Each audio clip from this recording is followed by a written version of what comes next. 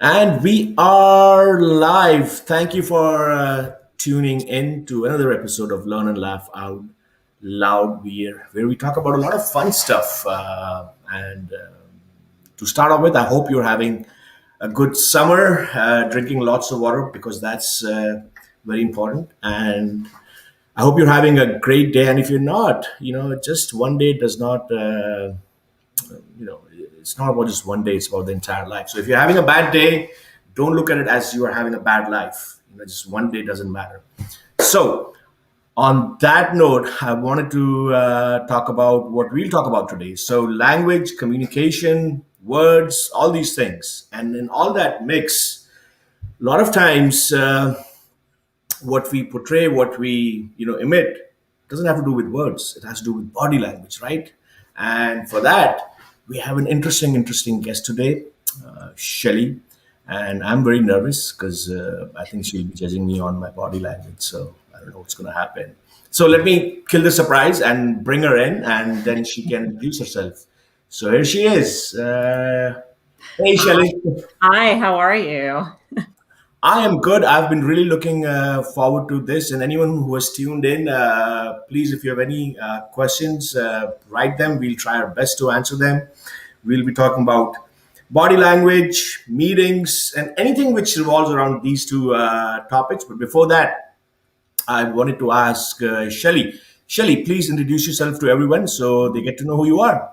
Yeah, hi, everybody. My name is Shelly O'Donovan. I am the owner of a company called the Authentic Influence Group.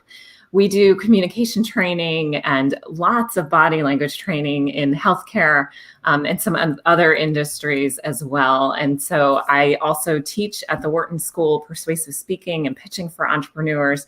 Cut my teeth in state government and learned a lot about how people work and how people influence each other. And eventually was a lobbyist, worked for GSK and did public policy advocacy work for them. And all of these places just became fascinated with why people do the things that they do, especially in business. And so I've got, oodles of certifications in body language, degrees in public policy, public administration, but just really all curious my whole life about what makes people tick and what makes people do the things that they do. So that is me in a nutshell, Samar. Awesome. So, Shelly, you seem to have a lot of answers. And you said especially business, and we mean business. So, Yeah. so starting off, I wanted to start off with first impressions, right? Because we've been stuck at home or anywhere else using Zoom, but Yep. it's now time to just get back to in person. So I think today's topic is very relevant. In terms of body language, you know, can you talk a little bit about the first impression and the body language? How can you associate and what can we learn? Yeah, absolutely. So your first impression is made within 20 seconds of someone seeing you. And so I want to repeat the seeing you part. So if you go into some kind of networking event or an office and someone sees you from across the room, that first impression is set already. So it's a bit unconscious and it happens. And so I tell people to really take hold of that body language, right? If you're going to an interview, you don't want to be like fumbling in the parking lot as you're getting your stuff together to walk into there. So take control of that and come at it with a very open body language as well. The other thing is, if we sat down and had a cup of coffee together for 30 minutes, or even over this conversation today, right? 30 minutes of time, we are going to send 800 nonverbal signals back and forth. 800? 800 between the two of us. So that means that there is this unconscious language that is happening. And if you haven't trained in body language, you still pick up these things. You may not be consciously able to say exactly what's happening, but there is this other language that happens. And so you can pick up tons of information when you start to really learn all of those things. Wow. So unconscious signals, 800 you mentioned, you certainly made me very conscious about the unconscious signals. Um, Now, speaking of that, I just wanted to build up on that because I think this is Sure. very interesting because your first impression, it either it's a meeting or a networking event. Right. Not only it gives you the confidence, it gives audience the confidence in terms of who you are, right? Right. Okay. So in terms of that first impression, you walking into a meeting, what are some of the tips that you can share with the audiences? What should we look out for? Yeah. So if you're walking into a meeting, a couple of things. So especially when we're back like past this pandemic phase, I would just think about how you're walking in, right? Are you walking in confidently? Where are you going to sit? Don't fumble for where to sit. Make sure you know where you're headed. You don't want to be like carrying a number of things and very disorganized. You want to have like one thing, could be one bag, as long as it's not overflowing, one piece of notebook or something. And the other thing I will tell you that works really well is to positively prime people. And so you can do this in a meeting. You can do this at a networking event. You can do it when you meet your friend for coffee. And so essentially what you're going to do is walk in there and say something positive. And so I'll give you a perfect example of this. When I worked at GSK, we often people would take Kelly Drive, right? It's a nice scenic drive along the river. Right. And one day it was raining, right? And there was just lots of rain coming down. And one of my colleagues came in after driving that, and she said, "Oh, it was so beautiful this morning with all the rain falling down on the car, and the leaves were like dancing on my windshield." So, so you can imagine, like, it wasn't really a nice day out, but she primed us all by saying this positive thing. And once someone says that and puts that in the room, it just sets the whole meeting in a different light. And the thing is, you want to be associated with those positive things, because then people feel like, oh, that person just made me feel really positive, and they're going to link that kind of positive association with them. So it's a nice way to kind of brighten up the room. Very cool. You said that person made me feel positive, and I Right. just wanted to share something quick, which just came Yeah. to me. It's a little analogy that this one person was asked to interview two CEOs, and when they came back, they were asked, "What is your opinion about these two CEOs?" So she said, "The first CEO was really great, really smart. I was really impressed." And the second CEO, she said that during my conversation, he made me feel that I am the smartest person in the room. Ah, So that says a lot how you make people feel. And in terms of body language, it's really interesting what you mentioned when you walk into the room. And I see a lot of people, they walk into the room and they have so many things, and they're fumbling, or they do not know what to do with those things, and that just creates a lot of hindrance. Now let me just also build up on this, the first impression, right? So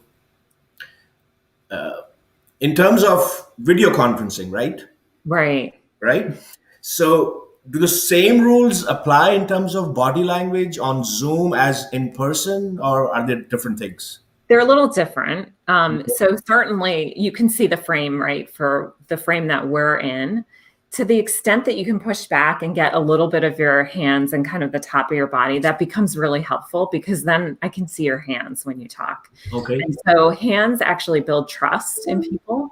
So if I was sitting and talking to you and I had my hands kind of on my lap the whole time and you couldn't see them, you might not know why, but you're going to kind of feel a little bit like, there's something about her I just don't quite Yeah, trust. there's something off about her, right? There's something off about her, right? And so we need to see your hands. And it goes back to like when we were cavemen and we were looking to see if someone had a weapon. And even though we don't really consciously do that mostly anymore, we are still subconsciously looking like, is this person a friend of mine or are they not? And can I trust them? Wow. I love the fact that you come up with all these different, analogies, and you talked about cavemen and hands. You mentioned hands, right? So Yes. it's funny you say that, because when you start becoming a little more conscious about your body language, and when I say conscious, I mean you want to have, a good body language to go into a room, right? Right. Suddenly I'm out of focus. Let me see what's happening here. Let me just quickly fix that. I know exactly what this is.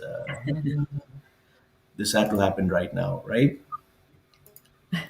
We want to see you, right?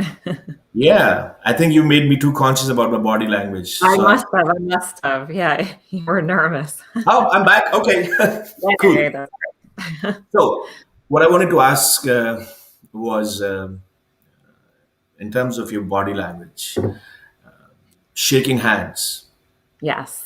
right? Mhm. So, and there is a lot that you can tell about a person with a handshake. Some people, they'll come in and shake your hand, in a way that it's not that hard, but it's not that soft, and you feel good. Right. The other extreme is some people shake your hand and you feel like you're holding a dead rat. Exactly. Yep. Very icky, right? Yes. And we talked about this, prior to starting this. How important is a handshake when it comes to portraying a positive image?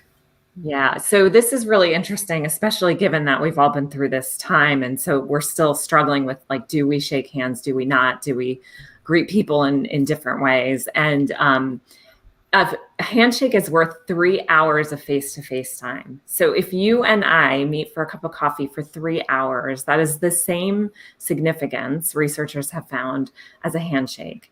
And so you can imagine if you go to an event and you don't shake somebody's hand, you're leaving that on the table. And that is because when we shake hands, we're going to release some oxytocin, both of us, which is this hormone of connection. So it's this hormone that connects us to people. And I think right now people are just starving, Yeah. right, for that connection. No, absolutely. I mean, human touch is so critical in terms of connecting with someone. Absolutely. So that's great. And in terms of how do you so we all have a different way of projecting a positive body language. Right. For someone who's very conscious, Mhm. um, what would you suggest? What are some of the things they can do so their body language becomes better? Yeah. So the first thing I would say is don't practice any of this in like high stakes, right? You don't want to be like the first time you try to like tweak your body language to be when you're like walking into an interview. So the first thing you want to do is practice it in low stakes situations, right? When you're with your family, when you're with your friends. And the best thing that you can practice is just being open. Like you see that my hands here are open. I'm Right. not crossing my body. I'm not blocking you. If I was, maybe there'd be a reason for that, but you want to be open with your body language. You want to use your hands if you can. And like I said, just use those low stakes moments. You can also video yourself, like if you go into a meeting and just video yourself and see what you do, and then go back and watch it and say, oh, is that engaging? Like, would I actually want to be in a meeting with this person? Or does this person seem really boring because they're just sitting here really monotone and really not moving at all? So that gives you a clue, and that's a nice place to start. It's kind of a gentle place to start and to just change a little bit. No, absolutely. Your hands are so critical, and as you mentioned, practice in low pressure situations Yeah. with your friends or family. Unless you have friends like me who are terrible sometimes, right? That becomes difficult too. And also on this note, I wanted to also ask you, and we'll get to meetings also. Yeah. And anyone who's tuned in, please do send in your questions if you have for Shelly, because what we're talking about is gold. It goes a long way in terms of body language. So when you're speaking in public, Hmm. right? I remember when I started public speaking, the most difficult part for me were my hands. What do I do with them? Do I just cut them off or what? I mean, if I put them Right. in my pockets, that was awful. If I Yeah. use too much of my hands, maybe it was not right. So in terms of public speaking, and any tips you have how to manage your hands? Yeah, so for public speaking, I would really say to use your hands strategically. So if you're talking about an increase in numbers, if you're talking about, the world being so big, like you're going to use those kind of gestures to weave into your speech, and that way that carries your presentation forward. Um, if you're uncomfortable with using your hands, it's okay to not really use them actively especially when you're first learning how to public speak. Right. I think the biggest mistake you can make is to get too caught up in it. And then, you just can't even manage the whole thing because you're too worried about like, what's my body doing? Like it's a lot to remember, right? When you're active. The other thing is you can use those hands and that movement in a very dedicated way, right? You make a statement and you move to the next place. The biggest thing I can tell you as a speaker that makes a huge difference is connecting with the audience. And one way to do that is to find someone in the audience who's going to give you some feedback back. So it might be that they're shaking their head to you. It could be that they're looking you in the eye and that they're really listening. So you want to try to, space that out a little bit because it can make the person feel a little bit awkward if you're only looking at them the whole time. Right. Certainly, if you have a friend in the audience, that works, and they will be happy to do that for you usually. But there's always someone, even if you don't know a soul in the audience, who's willing to do that and kind of support you in that nonverbal way.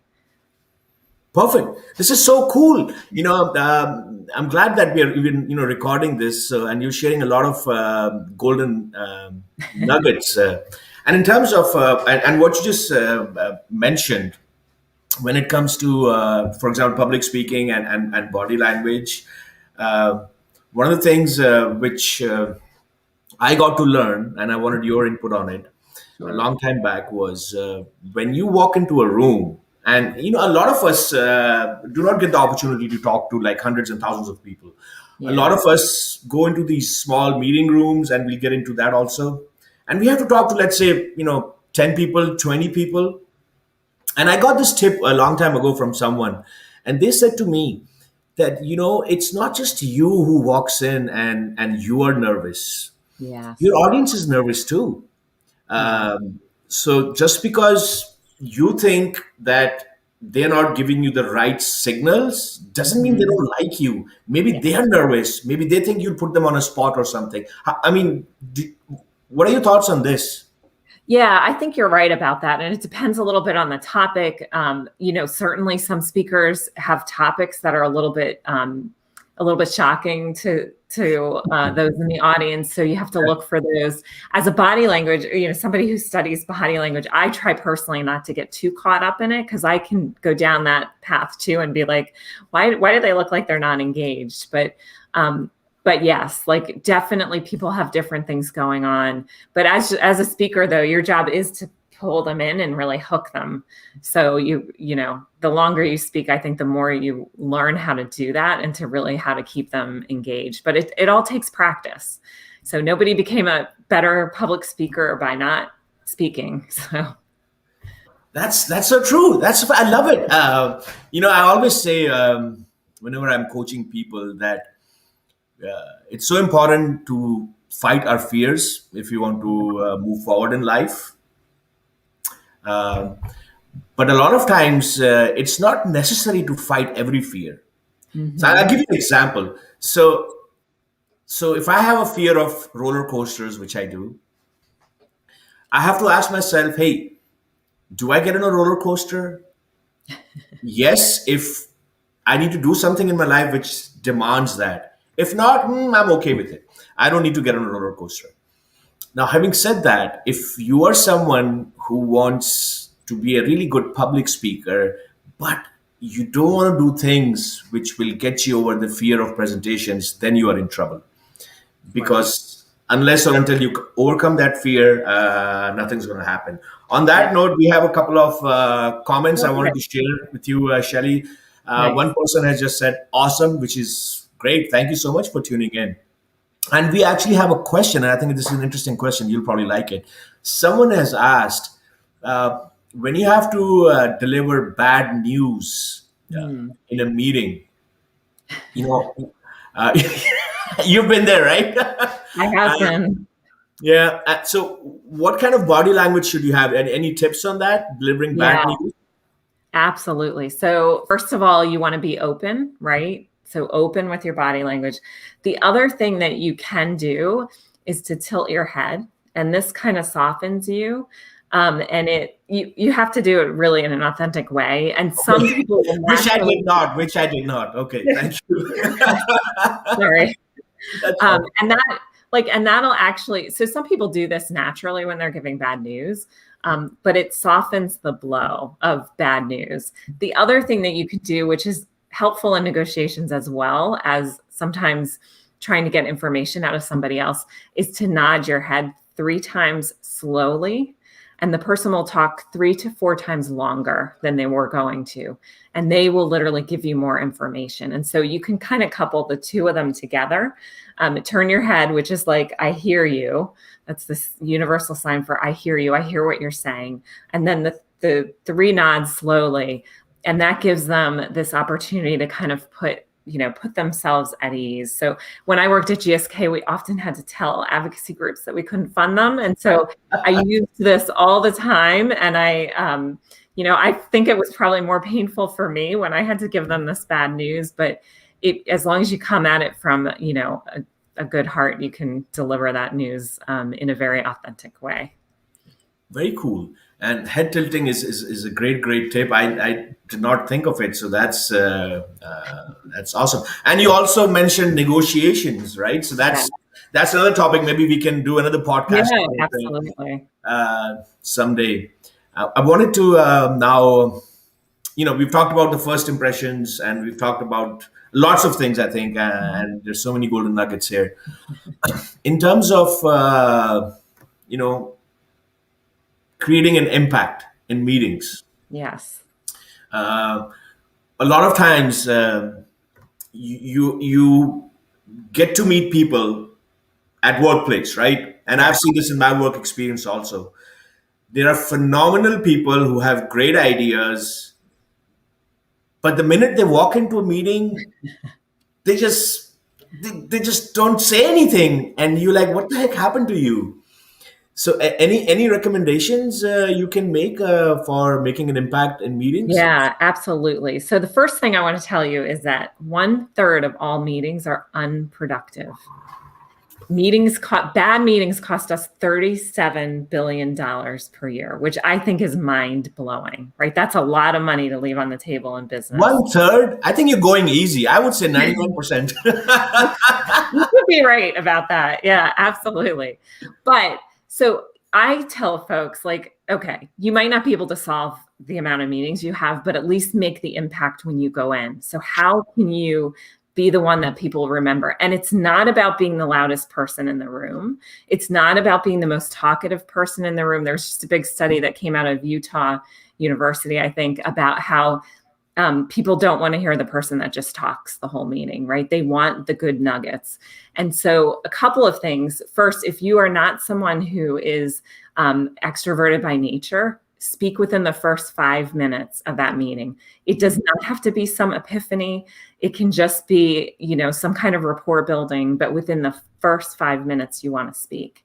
The other thing is if someone steals your idea in a meeting, that means Does that happen? yeah. That means a couple of things. First of all, you are not packaging your ideas well enough. So they need to be more concise. And the second part, which is really hard, and I would tell everybody to dig deep, is that you have to take hold of that in the meeting if it's appropriate, right? Sometimes when the boss steals your idea, you just keep your mouth shut. Of course. But if it's, I might say something like, hey, Jim, I think it's great that you just mentioned the same thing that I said 2 minutes ago, but let me give you a little bit more depth about why I said that. So you're kind of taking that back a little bit, and that becomes really important so that your voice gets heard and attached to the ideas that are your ideas as well. And so, always thinking about how you can put your best face forward in that meeting, how you can be positive. Asking questions is great. So I give my clients a long list of questions that they can use in meetings, in all sorts of meetings, like whether it's, one-on-one meetings or whether it's big group meetings. And they're just things they can pull out to ask to kind of drum up the conversation more. Beautiful. Loving it. And just wanted to build on that. Yeah. In meetings, one of the things which I've seen, which has really worked for me, and as you mentioned, when you're in a meeting, speak up in the first 5 minutes, Yeah. right? Yep. Another thing which I've used a lot whenever I'm in a setting which I'm unfamiliar with. I usually walk around and I start meeting people, Yeah. shaking hands. Mhm. That has always given me a lot of confidence. And I've noticed a lot of us who are a little shy, a little introvert, they'll come into a room and they'll just go sit in a chair and will not move, Yeah. right? And Yeah. that does not help. Yes. So I totally agree. And I think I think it's easy to think that that's going to make you feel better. But actually, if you take the initiative and go out and say hi to somebody, even if it's just one other person when you walk in that room, you are going to feel so much more confident as you go into that meeting. Right. And you said something really interesting because it's the society we live in, right? Mhm. A lot of people who talk a lot come across as powerful or Mhm. they know what they're talking about. And you mentioned that it's not just about talking a lot. Can you? I wanted to ask you, and this is there's probably not a right one or a right answer for this. But especially people who are working in sales, Yes. they face this a lot because a lot of sales meetings you will walk in and you will see a lot of people who love to talk, right? Or as they say, that they love to listen to their own voice. Yes. How does someone in that situation project an image of having a positive body language, maybe Mhm. speak less but say more? Any suggestions you can give on that? Yeah, I mean, so one of the things that I tell people in bigger rooms when that's happening, and there's especially if there's like someone who's an often offender, is to try to turn up the volume of everyone else. So instead of trying to turn down that guy, you try to turn up everybody else's volume. So you try to get them to speak more. That brings more diversity of thought in the room as well, which is really helpful. The other thing is just, to know that we all like to hear ourselves talk. And um, so Guilty. I'm guilty of that. people will actually appreciate you more when you let them talk.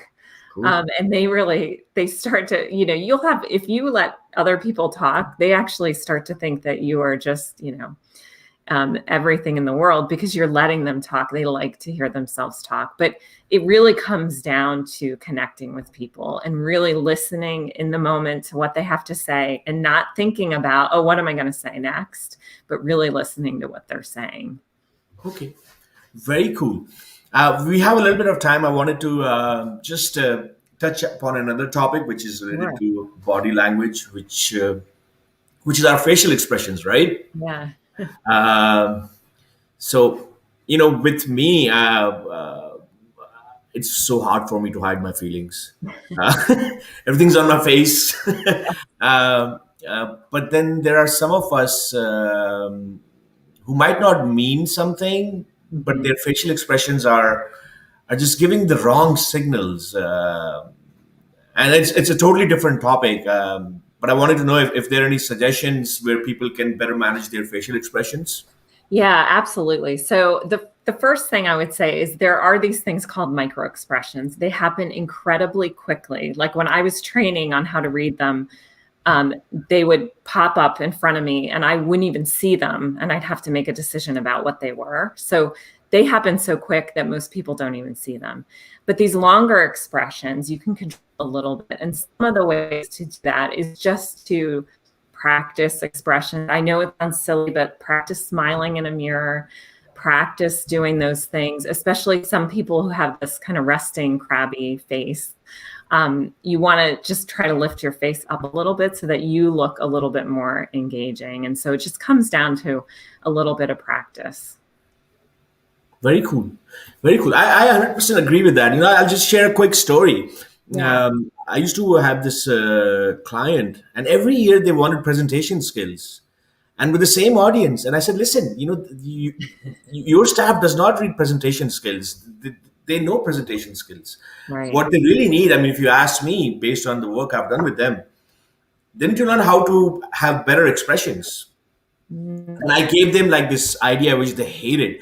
I said to them, instead of making them go through presentation skills, send them to a drama class or acting lessons. That'll probably help them become better at expressing. But to no surprise, they did not listen to me, right? Because they stuck to presentation skills. That's great. Well, yeah, anything that stretches you and stretches, how you move into those areas like an improv class can be really impactful. Very cool. Thank you so much. We are out of time, Shelly. But before I let you go, are there any parting words you want to share, and also tell the audience how they can reach you? Yeah. So my parting words of audience is just to keep an eye on your body language. Make sure you're putting out the messages that you want to put out. You can find me. The best place to track me down is on LinkedIn. Put out a lot of content there. So Shelly O'Donovan on LinkedIn. And then you can find us at our website at the AuthenticInfluenceGroup.com. We come in and do training in companies all the time. I'd love to come to your company. And thank you so much for having me today.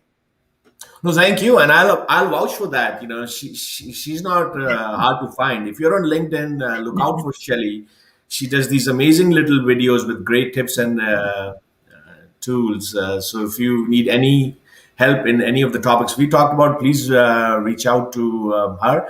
And if you enjoyed what you heard today and watched today, subscribe to my YouTube channel. We always try to bring in wonderful guests who have something important to share. And I learned a lot. Hopefully, I'll be able to have better body language and not be robotic at times. So that's it. Thank you so much, Shelly. Thank you. Thank you. Bye for now. Bye.